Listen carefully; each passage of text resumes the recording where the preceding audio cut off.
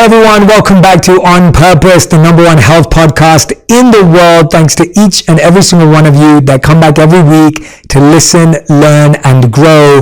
Now, you know that I'm fascinated and committed to introducing you to people who can expand your mind, your brain, that can help you heal internally and externally, that can help you 360 degrees take care of your life.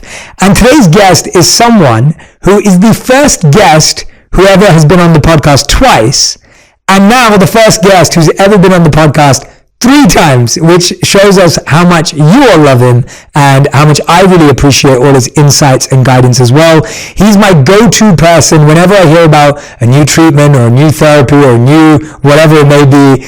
I'm texting this person saying, hey, what do you think about this? Like, what do you think about this? And I really appreciate how he lives an extremely holistic life from a spiritual point of view, from a scientific point of view, and having someone that I can ask these questions to openly helps me. So I hope today helps you. I'm speaking about the one and only Dr. Daniel Amen. Dr. Amen's mission is to end mental illness by creating a revolution in brain health. Dr. Amen is a physician, adult and child psychiatrist, and founder of the Amen Clinics with 10 locations across the US. Amen Clinics has the world's largest database of brain scans for psychiatry, totaling more than 200,000 SPECT scans on patients from 155 countries. He's also the founder of Brain MD, a fast-growing science-based company, and Amen University, which has trained thousands of medical and mental health professionals on the methods he has developed. Dr. Amen is not new to books or TV. He's produced over 16 national public television shows about the brain, and his online videos on brain and mental health have been viewed over 300 million times. And Dr. Amen is a 12-time New York Times bestselling author. I've got a long way to catch up. And today we're talking about his latest book. It's called You Happier, the 7 neuroscience secrets of feeling good based on your brain type. This is the book I want you to go and get. The link is in the caption right now. Dr. Daniel Amen, thank you so much for being here. Thank you for allowing me to have you in my pocket at all times, to be able to text you and ask you weird and wonderful questions.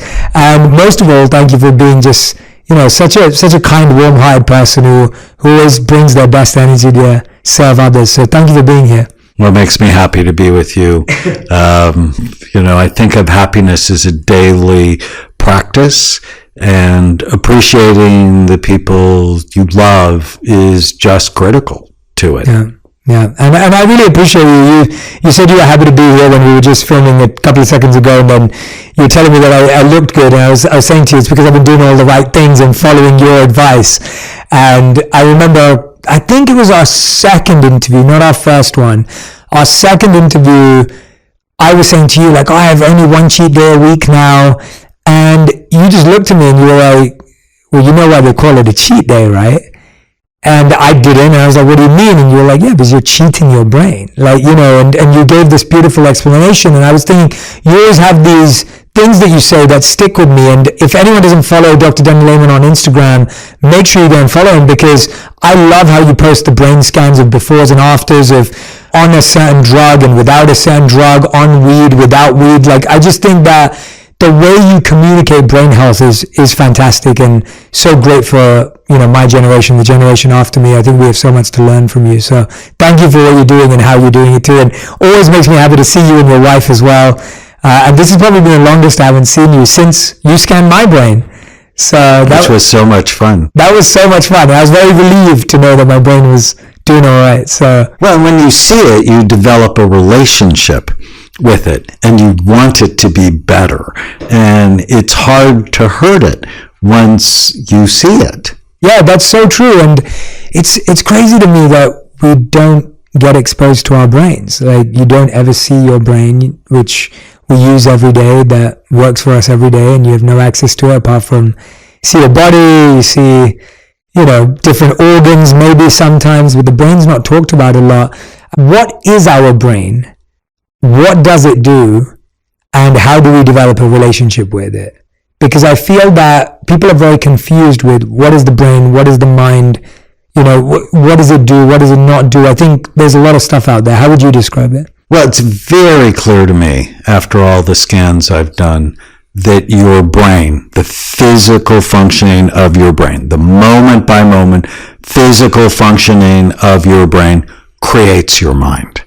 And if your brain's not right, your mind's not right. And there are a lot of spiritual teachers that'll separate the mind from the brain, but you can't, because just think of Alzheimer's disease, very damaged brains, and they're very damaged minds that go, people that act in ways they'd never act if their brain was healthy, that they don't remember people that they're deeply in love with. And so if we want a healthy mind, it actually starts with a healthy brain. And, I've had the blessing or the curse to scan over 1,000 convicted felons and over 100 murderers, and their brains are very damaged. So if your behavior is so bad, you end up in a cage. And they're not thinking, I have to understand, evaluate, rehabilitate that person's brain, and then they act better. And that helps all of us. Dostoevsky once said, you can tell about the soul of a society, not by how it treats its outstanding citizens, but by how it treats its criminals. And it's, when I first started scanning people, I didn't really have an opinion on the death penalty. I just really hadn't thought about it. I thought of free will as black or white. You have it or you don't. And then, as my work became known, defense attorneys would send me people who did really bad things, and their brains were so damaged. And when I would go to court, and a lot of people hated me for that, if you have a bad brain and you did something terrible, you don't get to go home. But should you kill them? It's a really important question.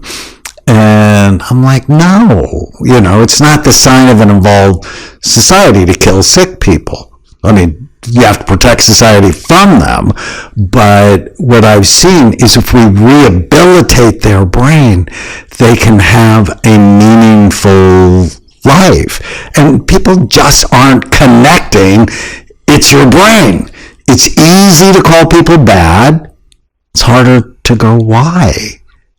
And, can I fix it? What are the things that damage our brains? Because I think what we find is we often think like, that person was totally normal, and then one day they just changed. Or we say things like, if you just met them, like they were just quiet and calm, like you would never have noticed anything, and then they did this horrific thing. Like, what are those habits? What are those patterns that start damaging our brain? Because I don't think we're aware. As you said, we never see our brain. We don't really talk about it. We don't really know much about it. What are the things we do since birth that damage our brains that could lead to something as extreme as that? Well, even before birth. Yes. So since marijuana has been legalized in many states, babies born with marijuana in their bodies has gone up 1,700%. It's a ridiculous amount. So even before you're born, what happens in utero can damage the trajectory of your life. They have more behavior problems, they have more attention problems, they have less empathy for other people. And then, as you go through life, the standard American diet is damaging brains. You talked about how healthy your diet has been. I follow this guy on TikTok. For some reason, my TikToks has gone crazy. And he looked at his blood sugar before and after Pop-Tarts. And Pop-Tarts was like the worst thing he looked at, almost worse than Coca-Cola. But what are we feeding children? In public school free lunches, Pop-Tarts, which means we're damaging their blood sugar levels, we're damaging their weight, and we're damaging their brain.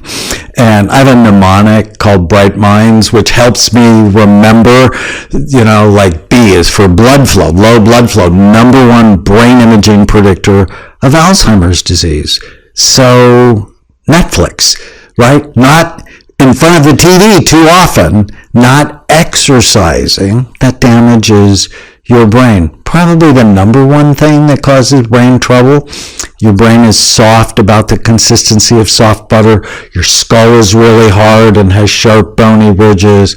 Mild traumatic brain injuries ruin people's lives. If you said, hey, Daniel, single most important thing from 210,000 scans, mild traumatic brain injuries. Don't let your kids. Physical, right? From snowboarding, falling off a horse, football, soccer, hockey. Physical abuse too, I guess. Physical abuse will do it. Falls, car accidents, and people are texting and driving and texting and walking. And there's 3 million new concussions every year in the United States, which means over the last 30 years, there have been 90 million people that have had concussions. It's very common and a common cause of depression, homelessness, addiction, suicide, panic attacks, ADHD. Wow. Yeah, I mean, when you spell it out that clearly, I think what I love about you is, I think the 2 times I have done an interview with you, and then when I was with you, I just go away going, I need to do something for my brain. I need to figure it out, right? And it's a good thing. Like, I enjoyed that healthy sense of an awakening and a healthy sense of fear, because I think we are so scared of being scared in society today. Like, we don't want to listen to the truth because it's scary, it's inconvenient, it forces us to change something. If someone could do something starting tomorrow, what is the thing that someone could do waking up tomorrow that could be better for their brain? What would you say that is? Well, in New Happier, I talk a lot about the tiny habits, the smallest things that'll make the biggest difference. And brain and mental health, it's a daily practice. Just like physical health, right? As I said, you look really great. That's a daily practice, right? You just don't do that one day a week. You do it every day.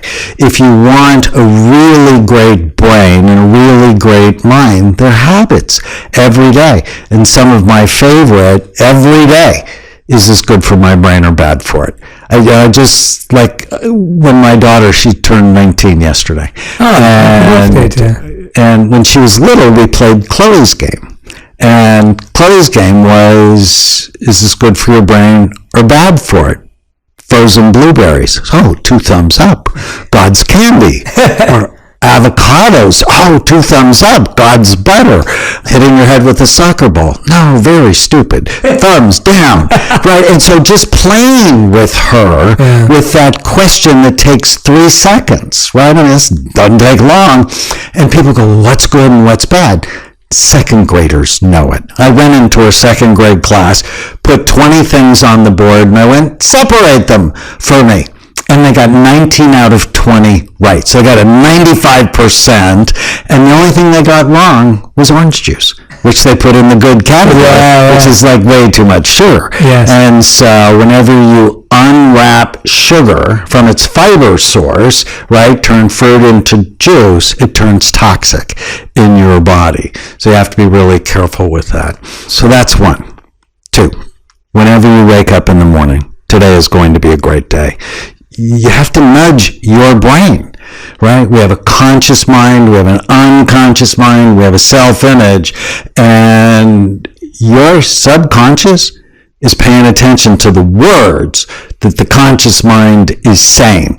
And so if you're like, oh, I don't want to get out of bed, today's going to be a bad day, you're going to have a bad day because you just programmed your subconscious mind to do that. Every day when my feet hit the floor, today is going to be a great day. And then my favorite of all of them is when you go to bed at night. And bed is so important because if you want to have a good day, it starts the night before, is what went well today. So when I go to bed, I say a prayer, and then I go, what went well? And I go on a treasure hunt because I'm purposefully looking for what are the right things that happen. And I look for the micro moments, like what's the smallest thing? And for me, where I live, I see a lot of hummingbirds and butterflies, and I just focus on them. And I've been doing this for years, and it's so helpful. And about 2.5 years ago, my dad died, and it was an awful, awful day. And when I went to bed that night, I said a prayer, and then what went well today? And then the voice in my head, started criticizing me, like you're a bad kid, and you don't love your dad, and whatever. But because it's my habit, I went, what went well today? And I saw this interaction between my mother and the police officer. And it was so funny and so beautiful that it just made me smile. And then I thought of all the texts I got from my friends who found out about my dad, and that was peaceful. And then I just thought about holding his hand before they took him away. And I went to sleep, because I'm mastering my mind and not being a victim of the situation. It didn't mean I didn't grieve. I still grieve. I still miss him. But it's these habits, like every day, to direct my mind, to help me, while taking care of my brain. Yeah, I love those practical tools because, in effect, what we're trying to do is change our thought pattern, right? We have a pattern, as you said, to wake up and say, I'm tired, and we put it on snooze, and then we get up, and then we're having breakfast, and we're like, I'm still tired. And then we get to lunchtime, and we're like looking at the clock, and we're like, I'm still tired. And then by the end, then I'm still tired, but then we're up at midnight watching Netflix or whatever it may be, saying I'm still tired. And then that becomes our reality, that we just continue to feed that fatigue, and we're just more and more and more tired. Whereas when you nudge your brain in a different direction, as you said, and you said today's going to be a great day, you now start making great choices because you want it to be a great day. But what I love about what you've defined, and this is different and I appreciate it, is that you don't talk about positive thinking, you talk about accurate thinking as being a healthier way to live. And I really like that clarification, because I think the positive thinking approach can also be quite toxic. Like you just said about your father, it's not that you didn't feel grief, it's not that you don't miss him. Like, of course, those are very real human emotions, but you know how to direct them. Can you clarify for our audience today, what is the difference between accurate thinking and positive thinking? Well, positive thinking is I can have this third beer and it won't negatively impact me. Or I can drive at 125 miles down the freeway in the rain and it won't hurt me. Positive thinking is I can stay up and be on my phone until 2 a.m. and it won't have a negative impact. They did this great study out of Stanford. Lewis Terman, 1921, evaluated 1,453 10-year-old children, and then they followed them for 90 years, looking at what goes with success, health, and longevity. And the don't worry, be happy people, actually in the beginning of the book, I talk about the lies of happiness. And this is one of the lies, don't worry, be happy.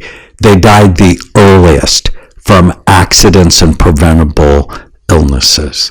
I have an older brother and I adore him, but he's like 150 pounds overweight. I always sort of wanted to be like him because I'm intense and I work hard and I've always got projects, and he's like off at 3 o'clock playing golf, and he just seemed to not have a care in the world. But my health is so much better than his because I worry about it.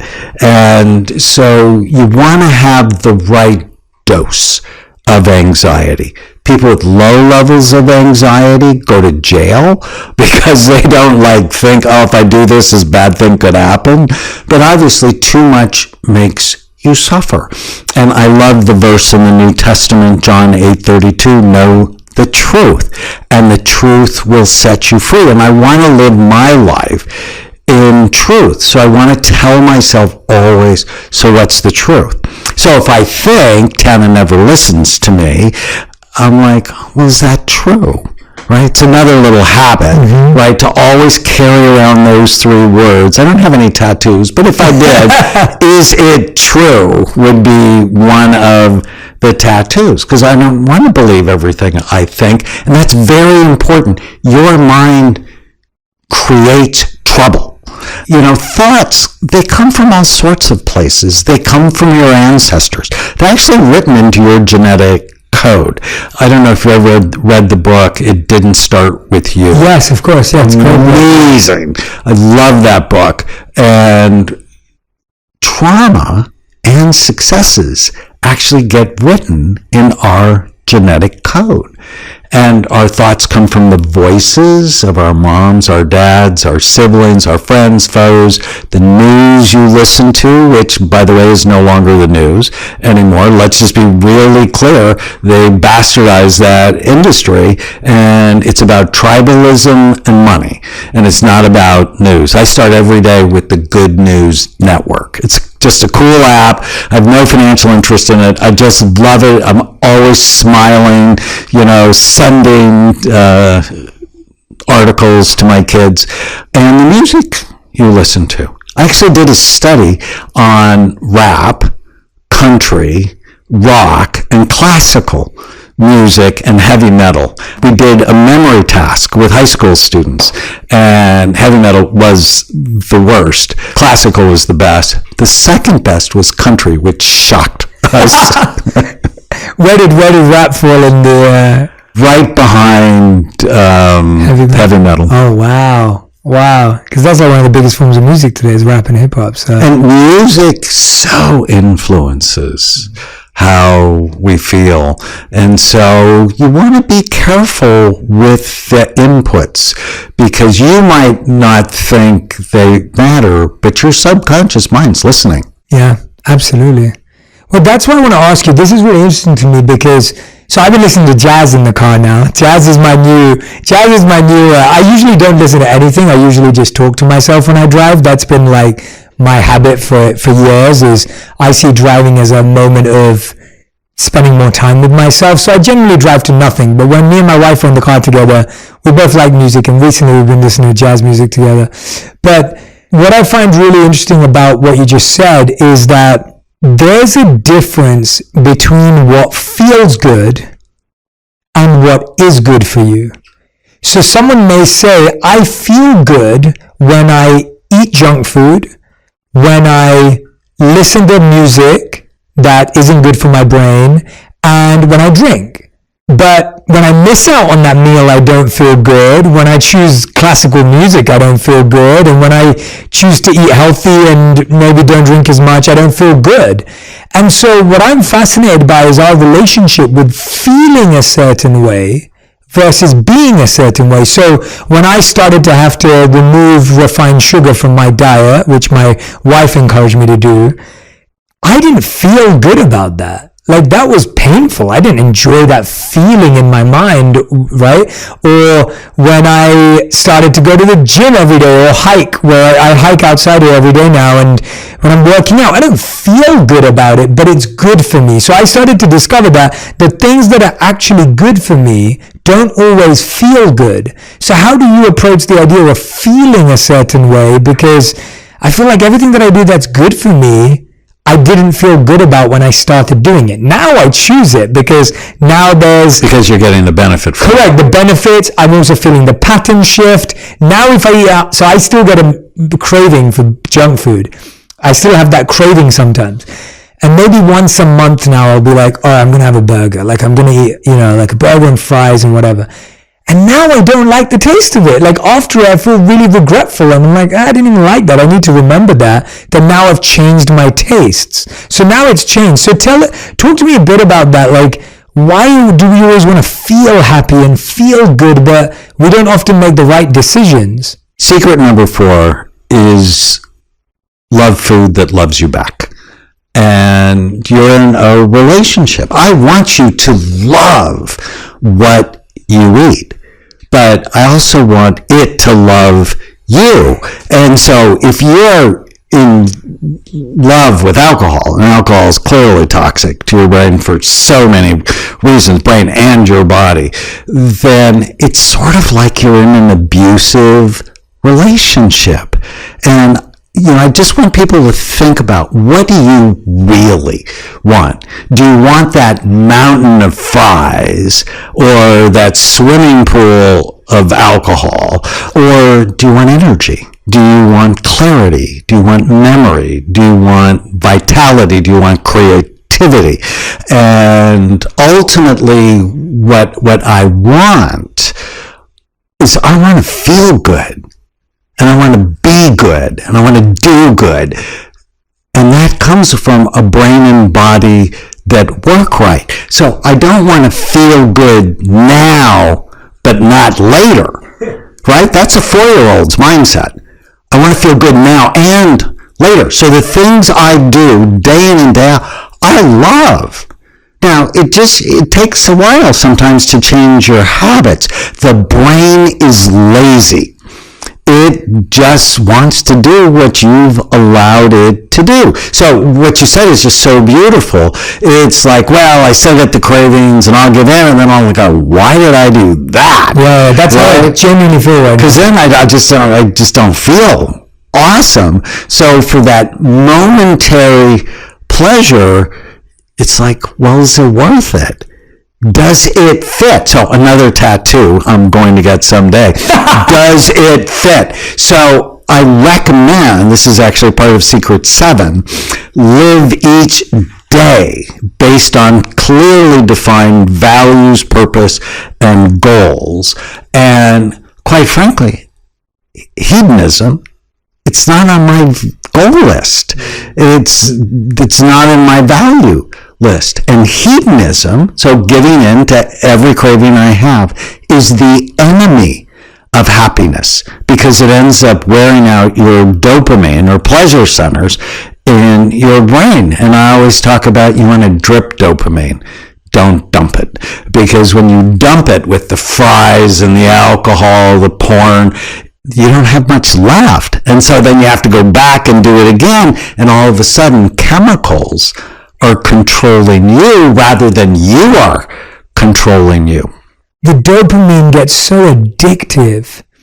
And as you said, with the pleasure centers, now we're having to, the same amount of what we had doesn't even fulfill the amount of pleasure. So we have to have more to hit the same amount of pleasure, as far as I understand. Is that correct? Like, it's absolutely true. Yeah. And fame wears out the pleasure centers in your brain. Wow. And I've been blessed. I mean, I'm friends with you, with Justin and Miley, and you know, we talk about this over and over again, how fame is just such a trap, because, you know, once, you know, like I had a video go viral and it was like 40 million views, and I'm like, oh, it's so exciting. And so when the next one gets 8 million views, you're like, well, that sucked. And you realize just, you know, how stupid that is.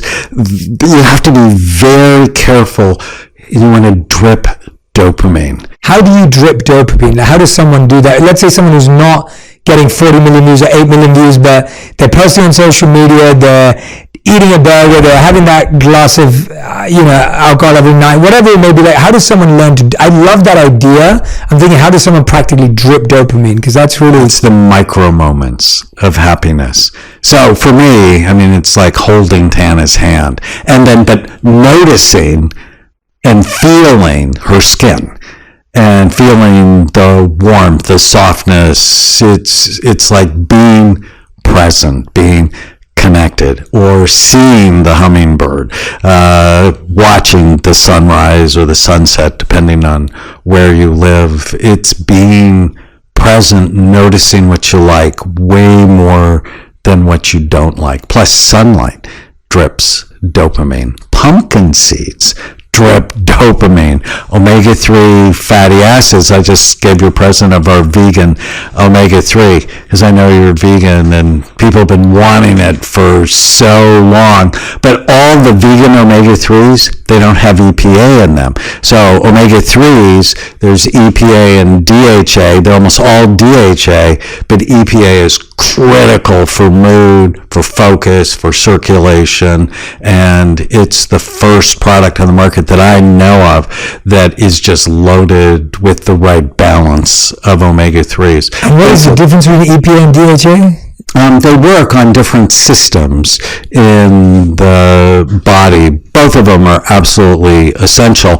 And they're essential, which means you've got to get them from an outside source. Your body doesn't make them. And people who are vegan, it's really hard to get healthy EPA and DHA levels from flax seeds and avocados, for example. Yeah. No, I can't wait to start taking them. I'm really excited. What am I going to notice? What's going to be like? Well, your skin's already good, but your skin, your hair, your nails, that's the things people notice. Right. But their mood is better. Brand new study out just today. Omega-3 fatty acids help decrease the incidence of depression. It also helps with focus and helps with memory. It's just critical because they make up the fats in 25% of nerve cell membranes in your brain. I mean, that's hugely important. The reason why I find this so fascinating is I think so many of us are trying to solve a mental challenge when actually it's a physical, brain, tangible challenge, right? Like I meet a lot of people who are saying, I don't feel focused, I feel cloudy, I feel no energy, I feel lethargic. What do I do to get motivated? And it's like, well, no. The motivation is not the issue. It's like you're dealing with a lot of other stuff physically, tangibly, that could be solved. And then with good values, good purpose, good goals, you can actually go in the right direction. But just having a good set of goals and targets and values is not going to solve the fact that your body is crying out for attention. And I think I was definitely in that space for a long time in my life where I had such a strong mind that I didn't realize how much I was weakening my brain. And that actually if I strengthened my brain, my mind was even stronger, my body was even better, and it was all interconnected. And so for anyone who's listening to this, I want you to remember that if you've got an energy issue, a fatigue issue, a focus issue, like this is the podcast for you. Like this is what I want you to listen to, because chances are it's because you're missing out on some of this stuff. Like there's a part of your diet or something that's not going into your body. Well, and if you think of it like hardware and software, yes, that setting goals, which is so important, and not believing every stupid thing you think, which we'll talk about, is so important. But those are software programs, and you got to have the hardware that will run it. Plus, I hate the term mental illness, and you and I have talked about that before. It's not mental; it's brain. And when you call someone mental, you shame them.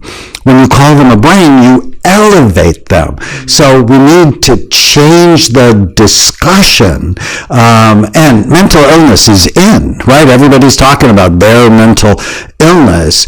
But it's the wrong discussion. The discussion is about brain health. And yes, you have to program it.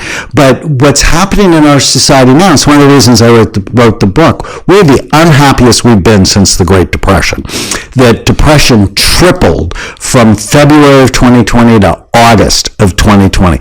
Unbelievable. Never seen anything like that. And children, suicide skyrocketed, depression, anxiety, drug abuse skyrocketed in children.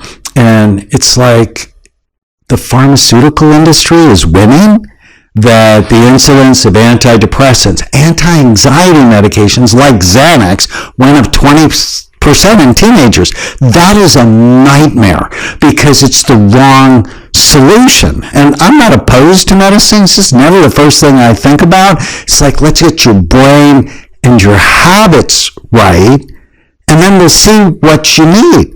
And more than half the people taking medicine really don't need it. Last year, 337 million prescriptions for antidepressants in the United States. That's insane.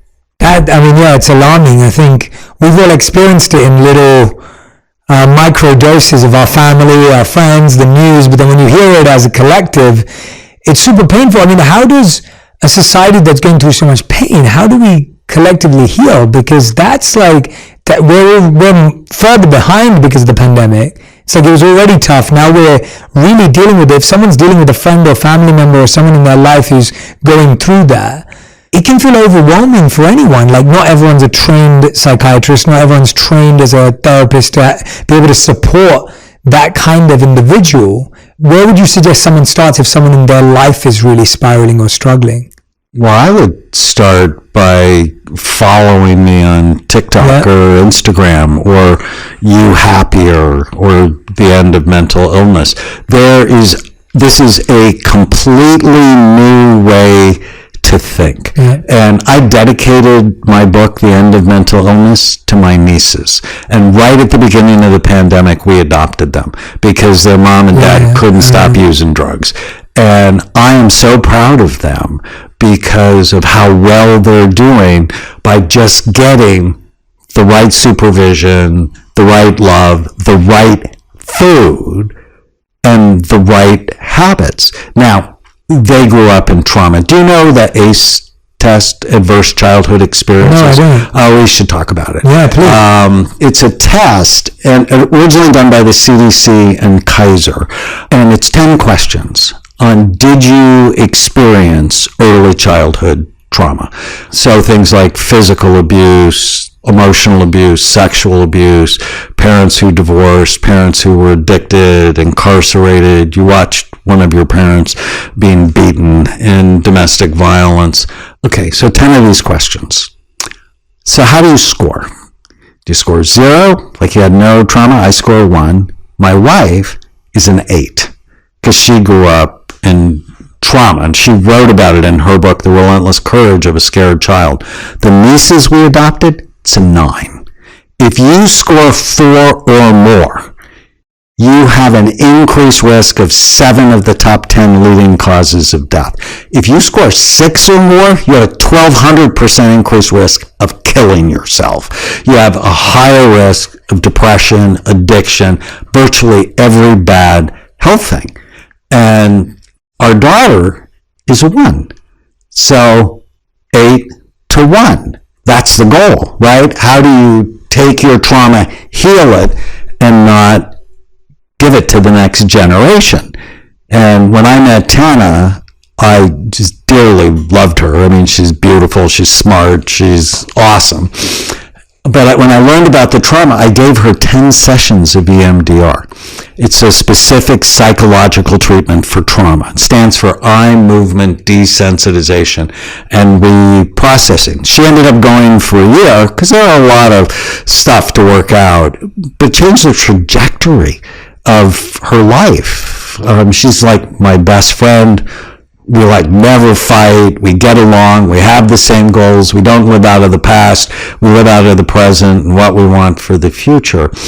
And so many people live with trauma, and they're living being controlled by the traumatized 8-year-old in their lives when they don't have to be.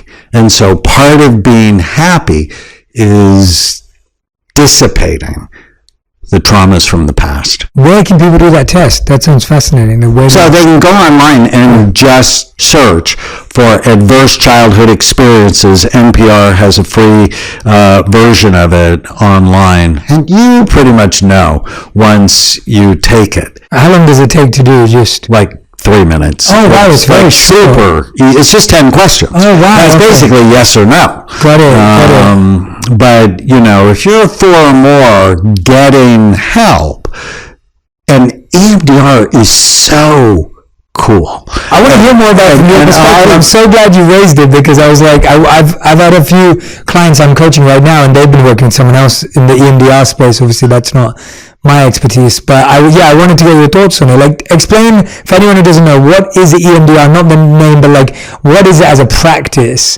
And so what you do, it's actually an 8-step practice. Is you take a good history, and you're looking for what are the top 10 traumas you've had in your life. And you do this with You do it with a therapist, with somebody who's trained and certified in it. Then you begin to target, so what's the worst one? And what's the negative belief with that?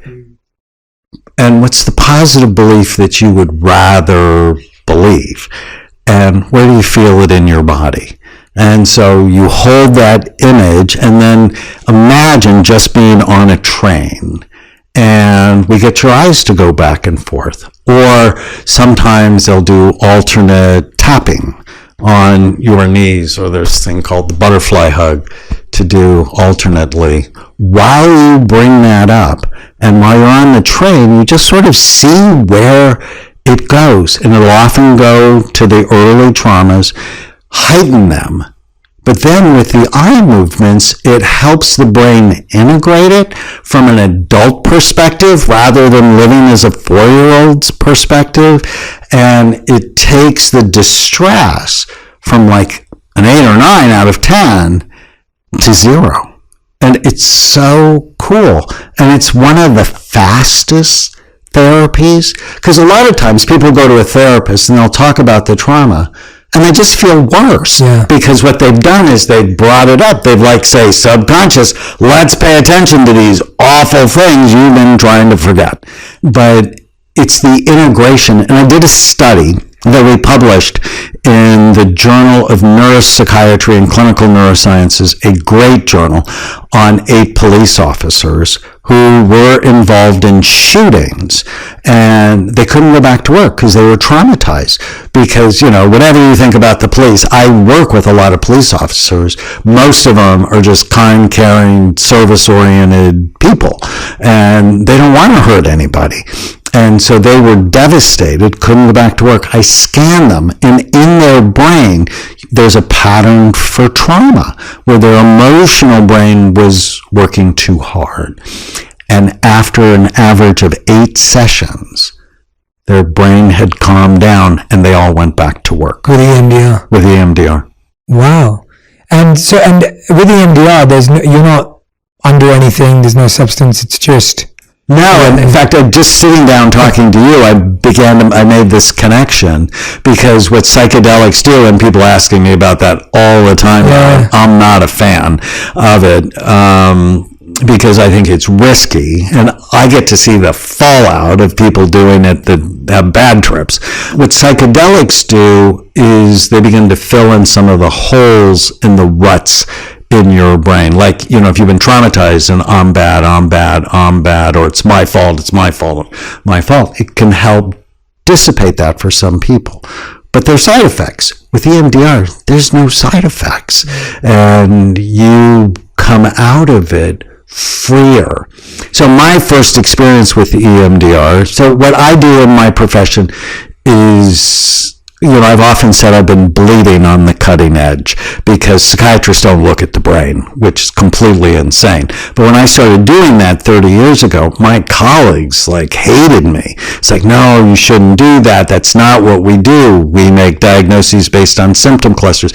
We don't need to know about the brain, which I'm like, you people are insane. But I got investigated by the medical board in California for like a year. It was the worst year of my life, and I had an EMDR therapist working for me in my office. And one day I went into Dr. Lendl, and I'm like, I'm not okay. Do this thing on me.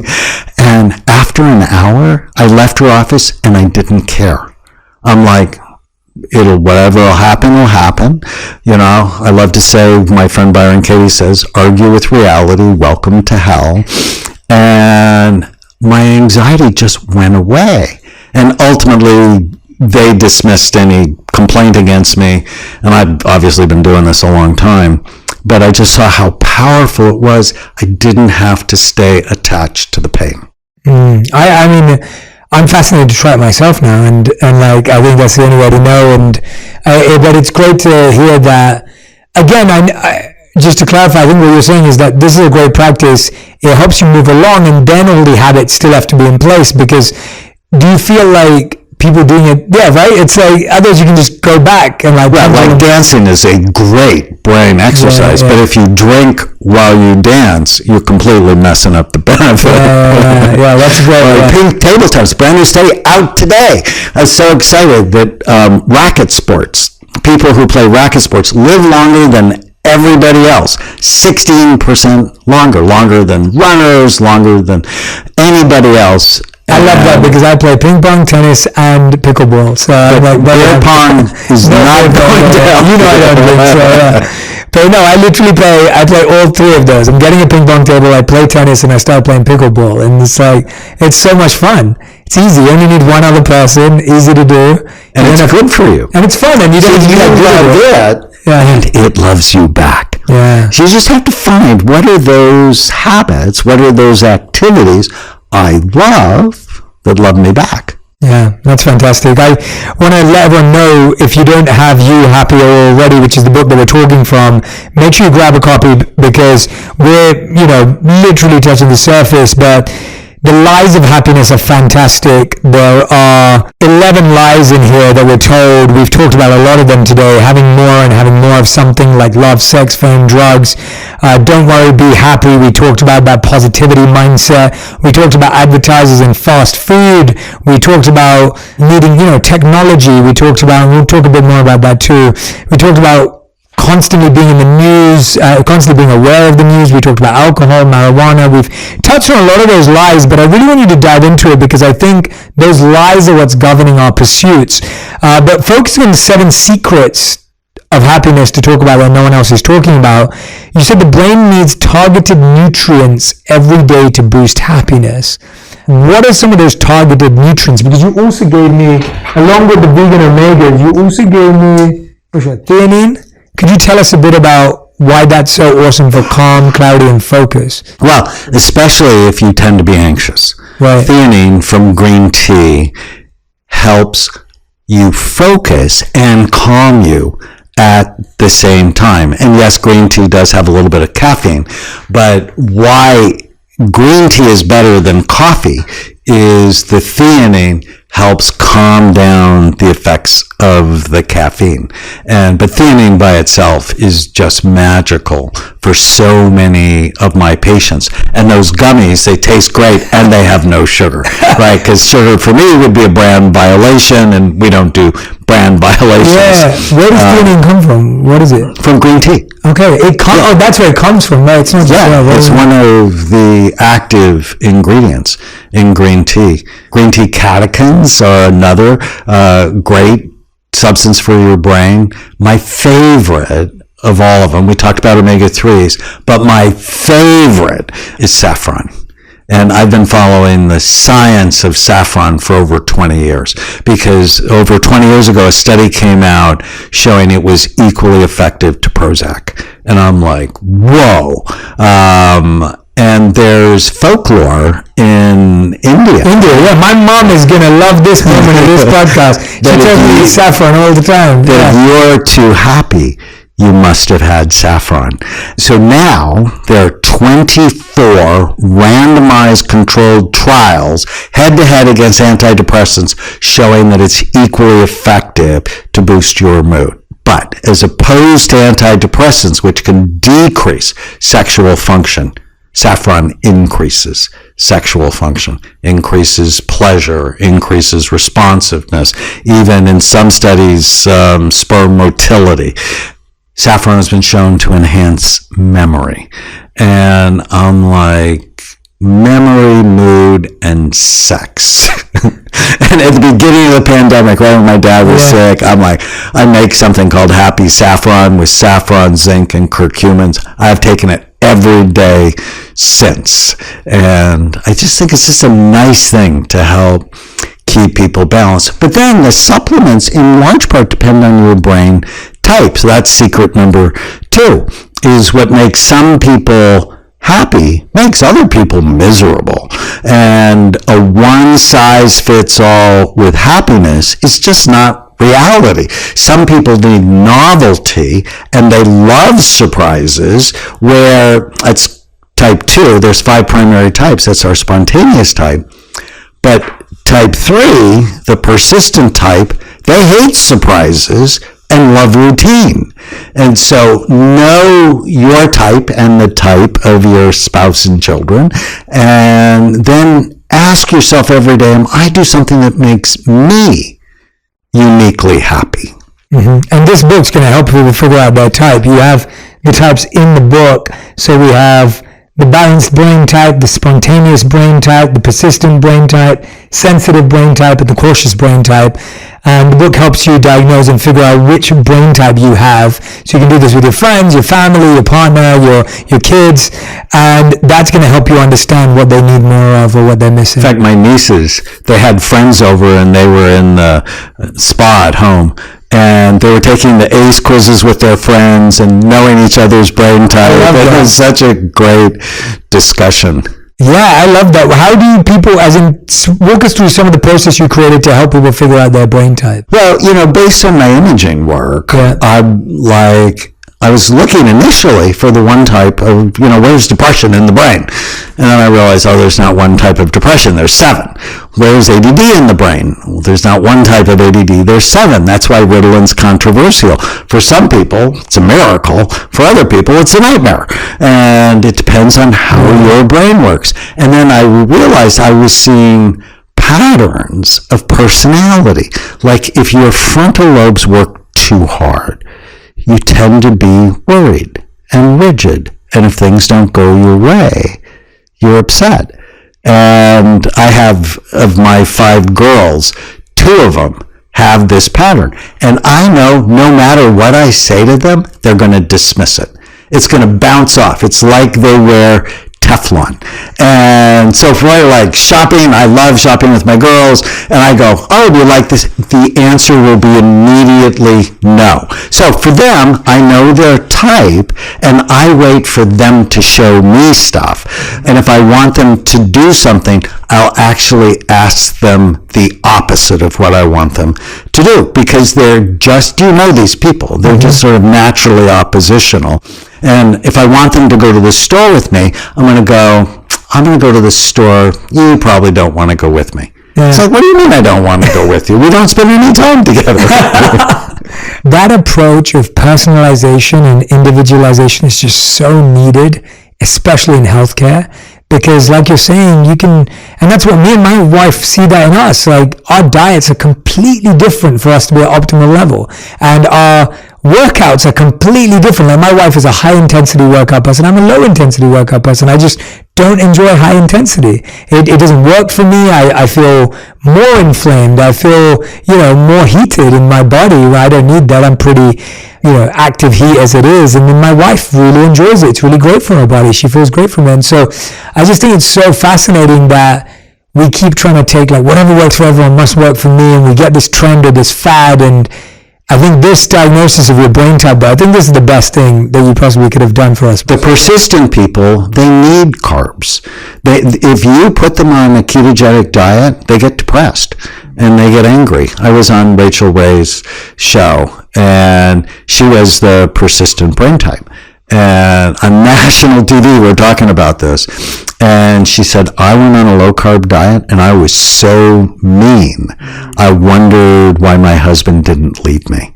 Because the persistent brain type needs serotonin. And if you think about a higher protein, lower simple carbohydrate diet, it's a dopamine diet. It helps you focus.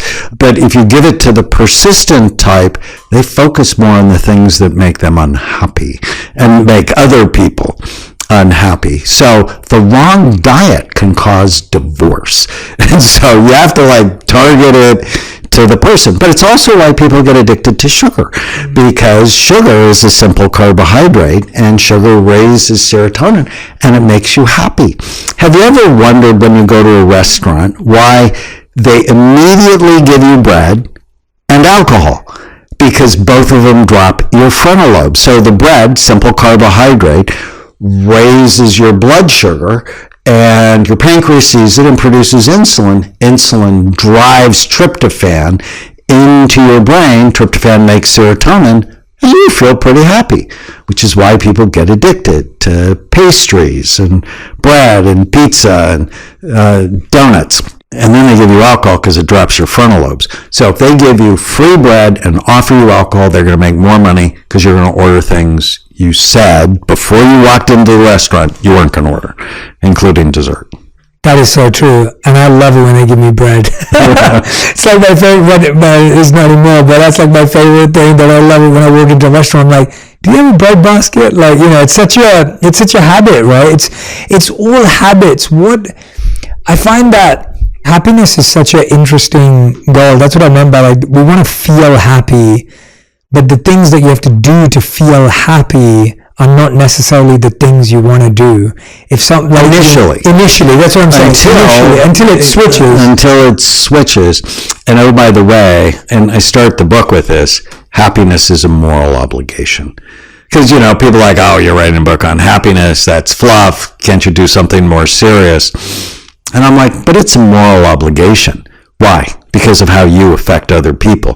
I guarantee you, if you ask someone who was raised by an unhappy parent, or married to an unhappy spouse, or raising an unhappy child, whether or not happiness is an ethical issue. Yeah. So this is important for us to seek happiness in the context of health.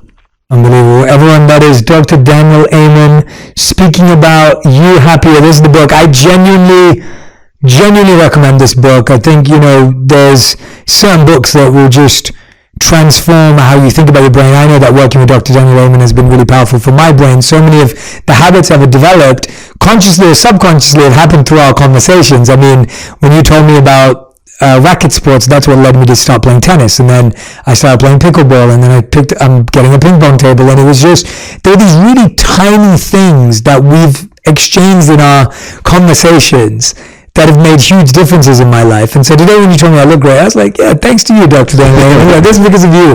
But I want you to go and grab this book, The 7 Neuroscience Secrets of Feeling Good, based on your brain type. The book's called You Happier.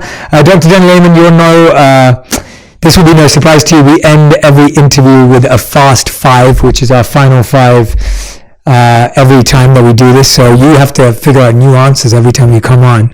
But these are your fast 5. So the first question is, what is the best brain advice you've ever heard, received, or given? Every day, ask yourself this question. Is this good for my brain or bad for it? It's so simple. It's the mother tiny habit to have a great brain for the rest of your life. Okay, second question. What is the worst brain habit advice you've ever received? So what is the worst brain advice you've ever received? Everything in moderation, which is the gateway thought to hell. It's the gateway thought to cheating. As soon as you hear someone say everything in moderation, they're going to do something bad for their brain. Wow, explain. Let's dive into that a little bit, because I feel like that's such a common misconception that people have. I need to have a balanced life and a balanced diet, right? So yeah, but balance for them, when they're saying moderation, means sugar, right, or it means alcohol, or it means marijuana, or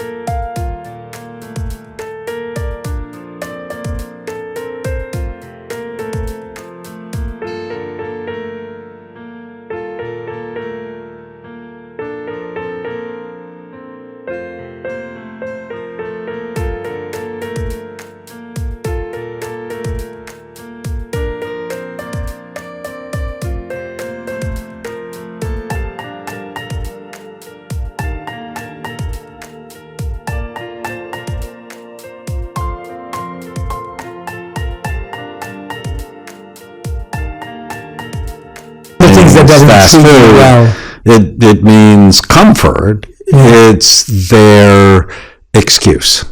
Yeah. It's one of the little lies people tell themselves that keep them fat, depressed, and feeble-minded. Yeah, let's do. I actually want to take a little segue. Let's talk a bit about marijuana, because I think that's become so popular. I did it a bit as a kid. I messed around with it in my teens. I never really got into it. You did my brain scan. There's no signs of it because I was never too deep into it. And obviously, since I lived as a monk, I don't mess around with anything. So I haven't drank alcohol for 16 years or something like that, and like no marijuana for 16 years.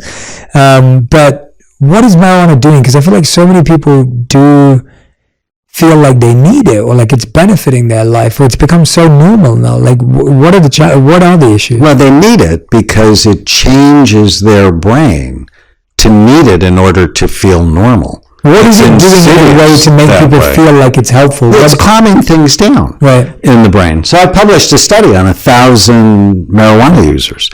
Every area of their brain is lower in activity. And then I published the world's largest imaging study on 62,454 scans, looking at how the brain ages. And I looked at what accelerated aging, and marijuana was the second worst thing to accelerate aging. The worst thing was having schizophrenia, but the second worst thing, it surprised me, quite frankly. It was worse than alcohol, worse than marijuana. It slows down nerve cell firing. So if you have a busy brain and you're anxious, you feel like it's helpful, but it's also been shown to damage some of the structure of neurons. And kids who smoke or use have an increased incidence of anxiety, depression, and suicide in their 20s. Kids who use have a 450% increased risk of developing psychosis. And I've been a psychiatrist 40 years, we've all seen cases like that. They're cases now because marijuana is so much more potent than it was when I was growing up, that there's a word called scromiting, which is screaming and vomiting at the same time. That if you're in an emergency room, people go, oh, this person's poisoned with marijuana. Not to mention the 1,700% increase in babies being born with marijuana and the trouble that causes. It's like people go to that before they learn diaphragmatic breathing, before they learn meditation, before they learn self-hypnosis, before they go for EMDR to deal with their traumas. And that's just not right.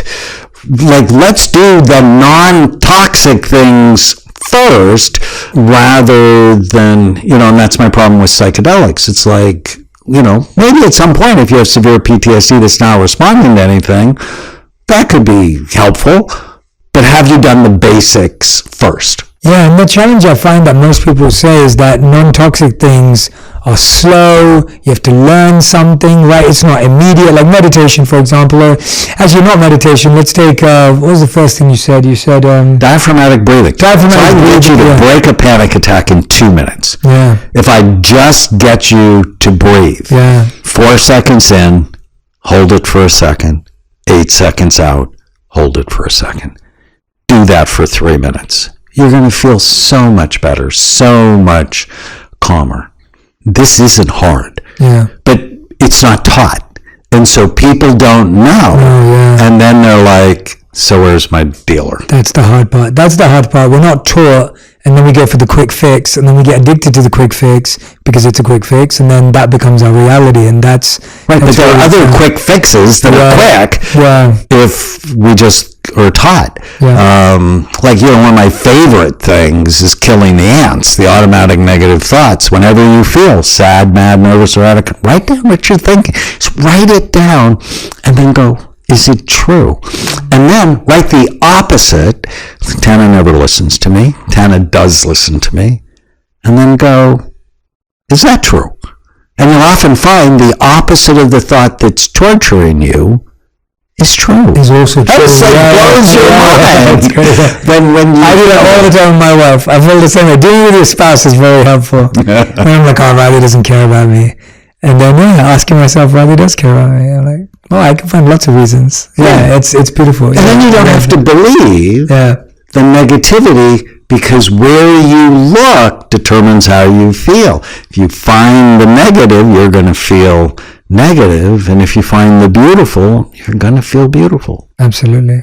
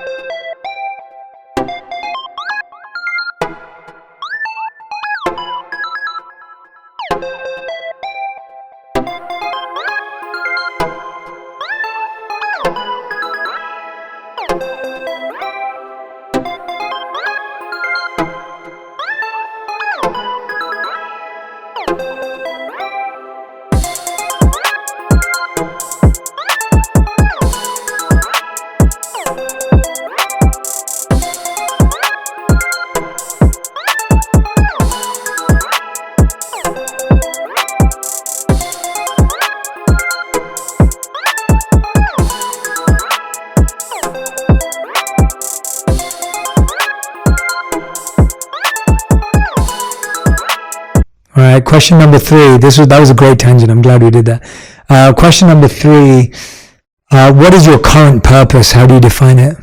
My current purpose is to change how psychiatric medicine is practiced, to take it out of the dark ages, to end the whole concept of mental illness and create a revolution in brain health. I love that. What a great purpose. We're here to support. We have a big gala. I'm so excited. December 7th at the Beverly Hilton Hotel.